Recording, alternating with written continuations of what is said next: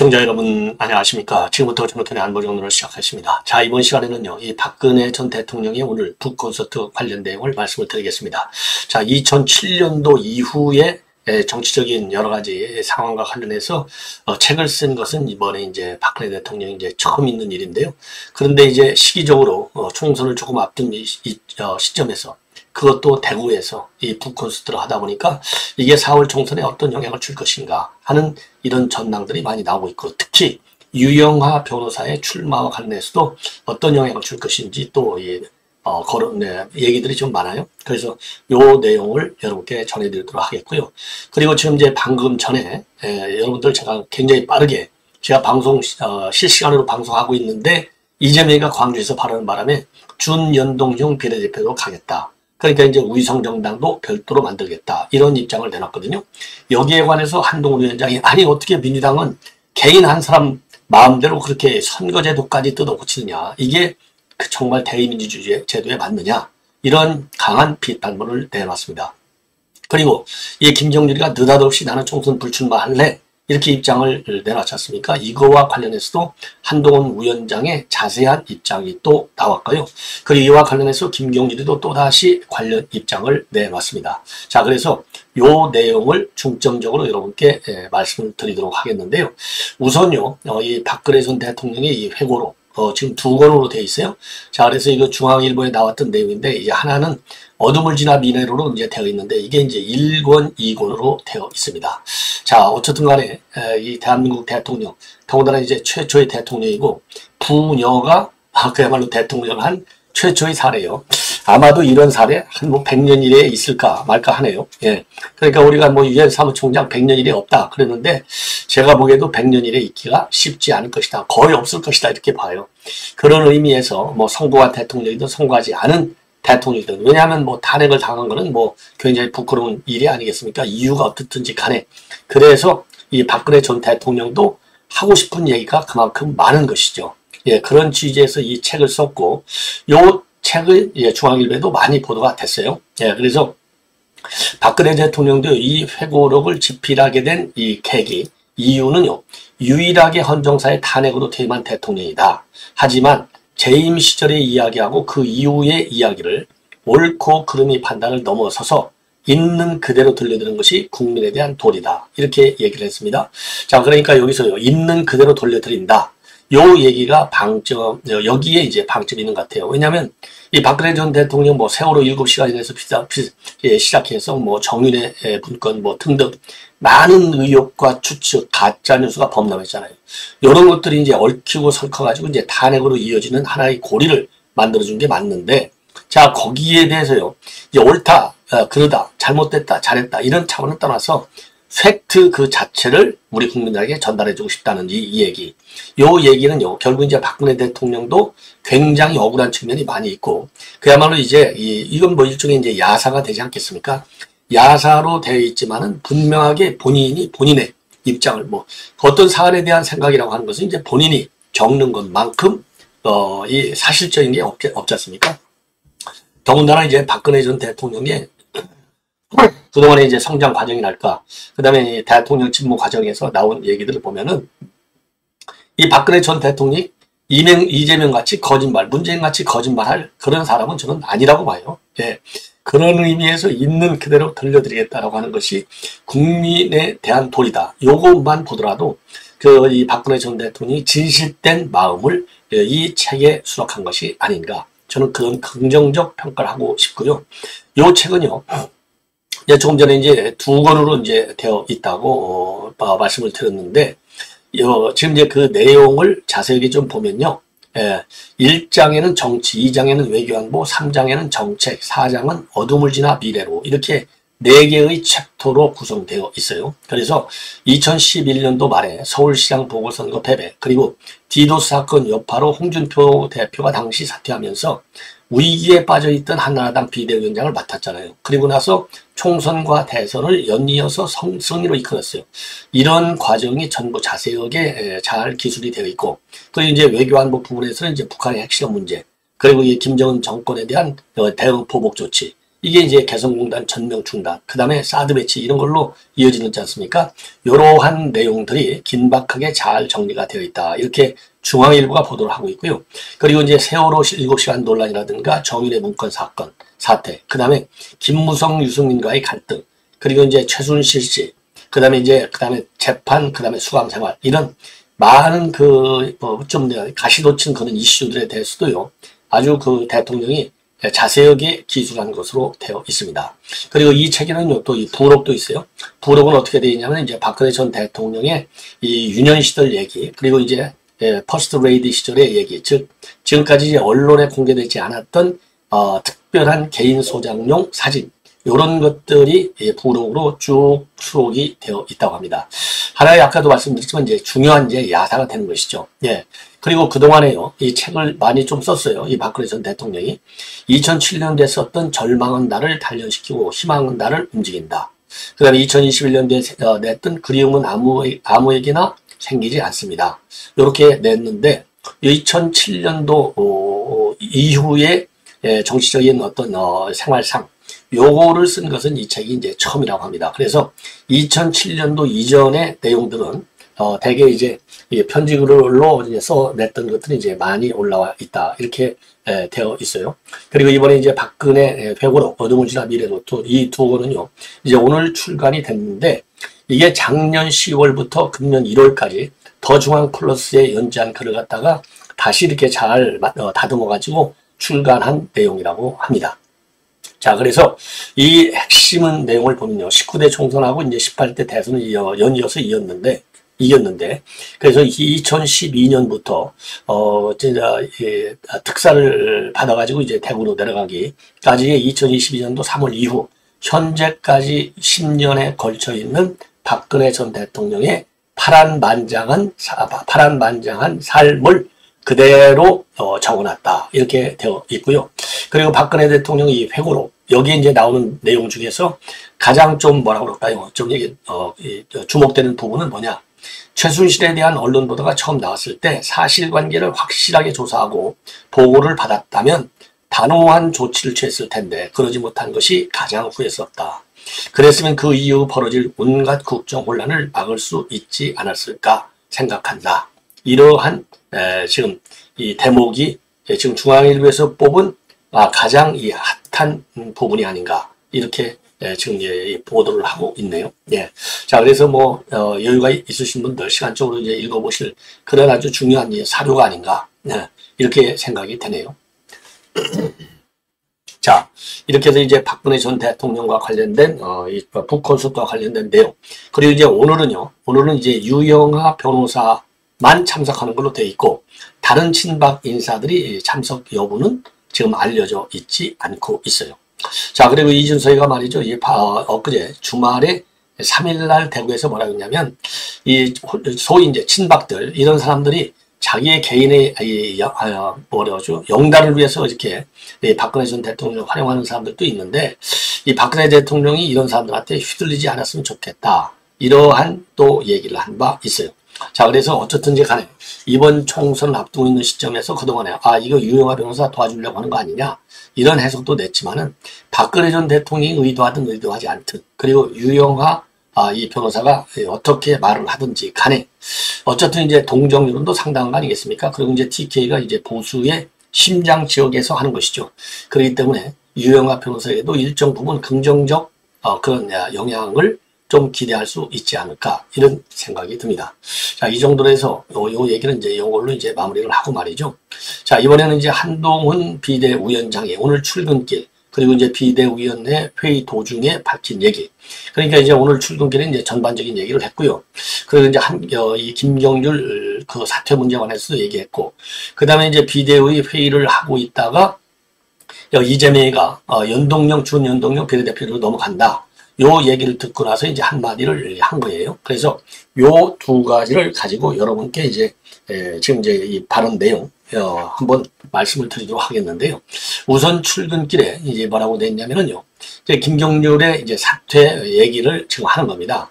김경률이가 주말에 이제 말씀을 하면서 취지 설명을 해서 잘 들었는데 저는 출마해서 이겨줬으면 하는 마음이 있었지만은 본인 생각이 굉장히 강하더라.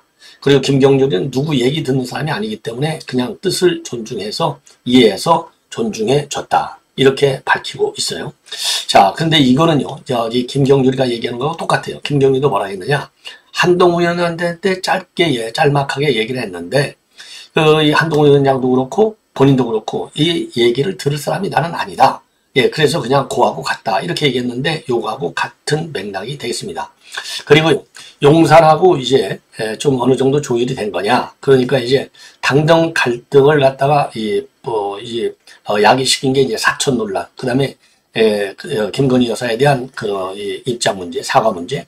요런 곳에서 이제 갈등이 이제 폭발한 거 아니겠습니까? 자, 이렇게 이제 불출마를 하게 되니까 그러면 용산 뜻에 순응한 것이냐. 이런 질문이 나올 수밖에 없죠. 거기에 대해서는요. 절대적으로 잘못된 것이다. 요 부분은요. 이 당직자들, 그 다음에 이제 언론에서 아주 집요하게 지금 추적 취재를 하고 있는 부분인데, 당직자들도 그 문제에 관해서 이건 너무나 많이 나간 면이 있다. 이렇게 얘기를 했어요. 그래서 요거는 뭐 그렇게 해석을 하는 게 좋을 것 같고요. 예, 좋을 것 같아요. 자, 그 다음에요. 예, 그 다음에 왜 그러냐면 이제, 김종률이가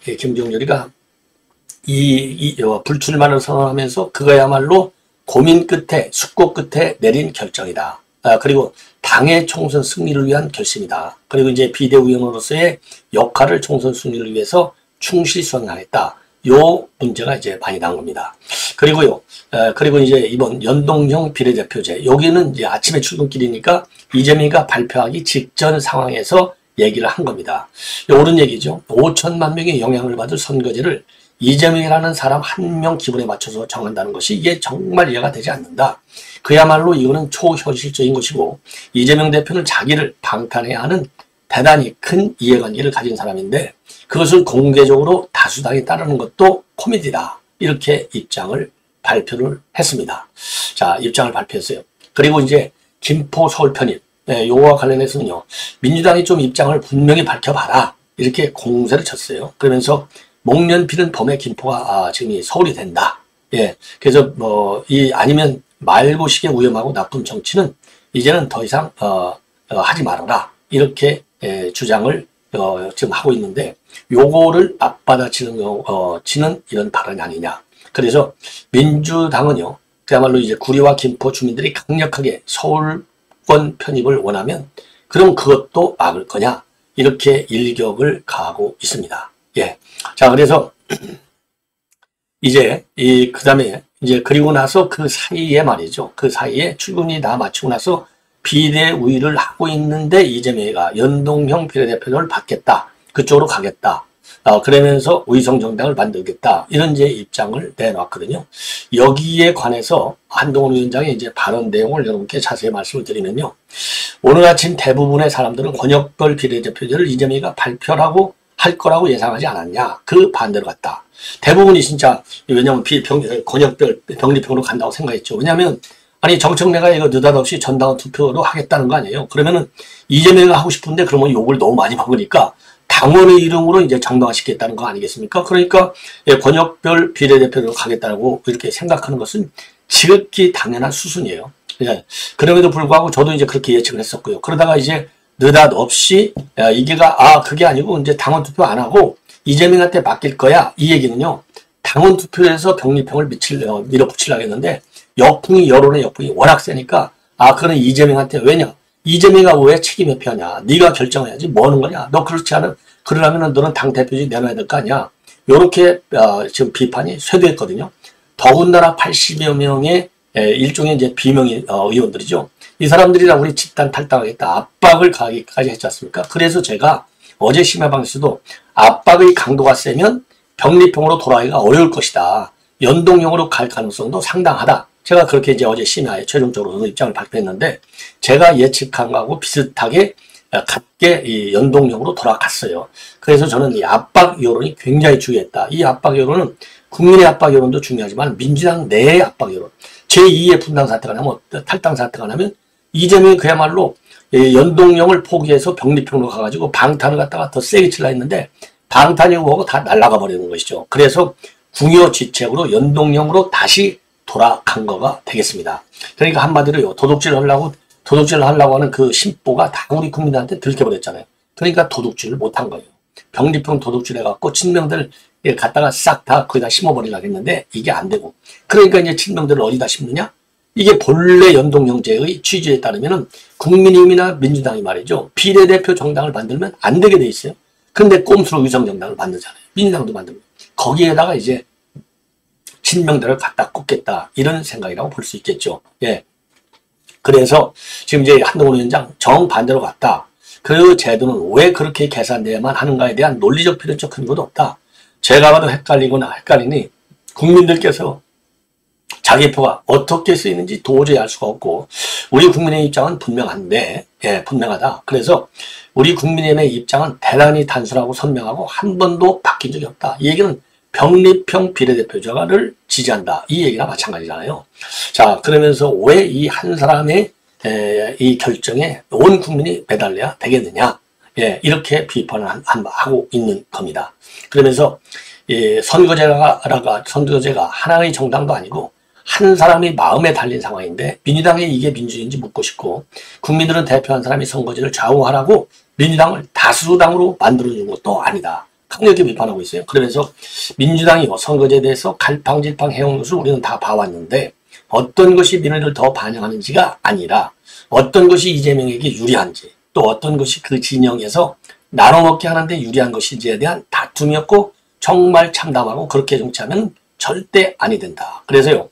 이거야말로 1인 12체제가 되는 것이고 그리고 입법 독재다. 그래서 우리가 목련이 피는 4월에 승리하지 못한다면 이런 식으로 이재명이 한 명이 아니라 이 한 명이 이 나라 모든 것을 좌우하는 입법 독재 상황이 일상화되고 고착화될 것이다. 이거 한 말 뺄 것도 없고요. 한 말 더 할 것도 없어요. 딱 똑 부러지는 이 한동훈 그 비대위원장의 진단이 아니냐 이렇게 생각이 듭니다. 예. 자, 이 정도로 이건 말씀을 드리고 이제 김경률 관련 김경률 뭐 이미 여러분께 잘 아시다시피 이제 김경률이가 느닷없이 출마하지 않겠다 이렇게 입장을 내놨는데요. 오늘 김경률이가 말이죠. 오늘 이제 그 총선 불출마와 관련해서 대통령실에서 공식적인 제안이나 압력은 없었고 만약에 있었다면 내가 받아들이지 않았을 것이다. 예, 전혀 그런 게 없다. 예, 그 뭐 분명하죠. 왜냐하면 이 김경률 성격이 뭐 대통령에서 그거 간섭해 개입해 그럼 나는 안 하지. 요런 그 말하자면 반항 기질이 있는 것을 이 대목에서 느낄 수 있어요. 그래서 공식적으로나 비공식적으로도 대통령실 메시지는 전혀 받은 적이 없다라고 생각했고요. 오히려 대통령실에서 제안이 있었다면 나는 받아들일 생각을 전혀 안 했을 것이다. 예, 그리고요. 그러면 이제 이 김경률이가 출마를 안 하니까 운동권 청산 메시지가 희석되는 거 아니냐 이런 이제 우려가 나오잖아요. 그 부분에서 소위 진보와 민주의 대의를 표면상의 가치로 삼아서 자신들의 사이축을 일삼는 민주당에 대한 문제 제기를 활발히 할 것이다. 그러면서 마포 주민들, 많은 정치인들, 그리고 원로학자분들, 진보적 학자분들이 개인적 응원을 많이 보내주셨는데 그분들께는 정말 죄송하다. 그러면서요. 본인이 마포을에 출마해서 그와 같은 뜻을 이루는 게 맞는지 아니면 불출마해서 하는 게 나은지 고민을 했는데 불출마하면서 몸을 가볍게 하는 것이 훨씬 낫겠다고 결심을 했다. 그리고 한동훈 위원장과 상의 문제에 관해서는요. 그저께 저녁에 처음으로 통화했고 어제도 통화를 했는데 둘 다 누가 하라고 해서 하는 사람이 아니다. 결심할 이상 바꿀 생각도 없다. 이렇게 지금요 입장을 내놨어요. 그러면은 이제 본인이 사퇴하니까 이제 사촌 논란이 많이 있었잖아요. 근데 이제 사촌을 안 하겠다는 거 아니에요? 그러니까 이분은 결국 그러면 한 위원장이 공천 주도권을 더 가져갈 것이 아니냐. 이런 이제 해석이 나오고 있어요. 거기에 대해서는 그 의견에 동의하냐 안 하냐라고 하면 동의한다. 제가 의도했냐 안 했냐와 관계없이 그러한 의견에 대해서 동의한다고 밝히고 있고요. 그리고 김 여사의 이 뺑 논란은 이제 주장을 굽히지 않고 있네요. 자, 그래서 당내 목소리가 우리 당의 목소리로 반영되지 않는다는 것은 어찌 보면 부끄러운 거다. 저는 당내의 여러 다른 목소리들, 심지어 저는 당 밖의 주도적 목소리를 당연히 전달할 필요가 있고 아무도 당 밖의 목소리를 전달하지 못한다면 그건 민주적 정당으로서 문제가 있지 않겠냐. 그래서 더 세게 얘기했어요. 예. 그리고 KBS 신년 대단과 관련해서 이게 7일날 어제 이제 녹화가 됐지 않습니까? 적어도 긍정적으로 평가할 부분이 있다면 하겠다. 그래서 7일 방송을 일단 지켜보고 본다. 그리고요, 시중의 여론과 제 생각은 다르지 않다. 그래서 2중, 3중으로 본인의 이미 밝혀진 주장을 고수하고 있습니다. 참 대단한 인간입니다. 자, 이상으로 본 방송은 마치겠습니다. 대단히 고맙습니다.